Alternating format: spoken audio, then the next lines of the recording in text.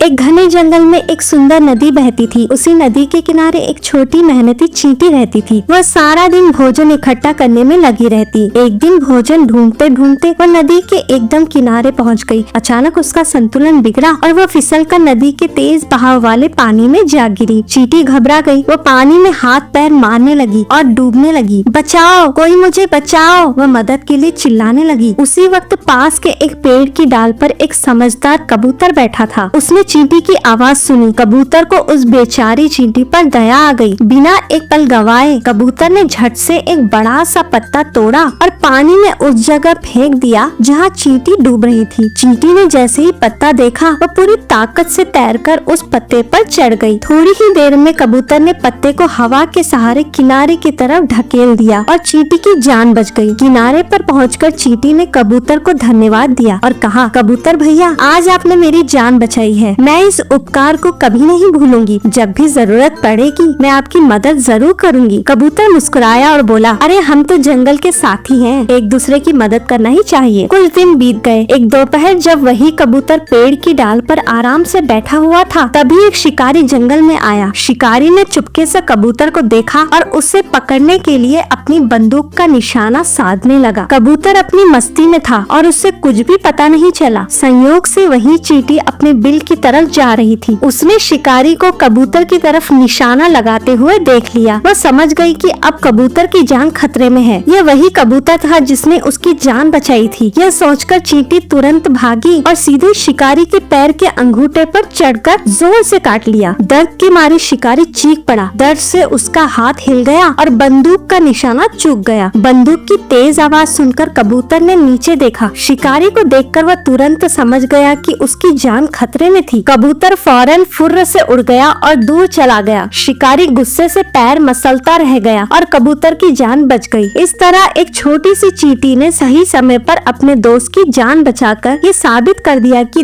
दोस्ती और मदद में कोई छोटा या बड़ा नहीं होता।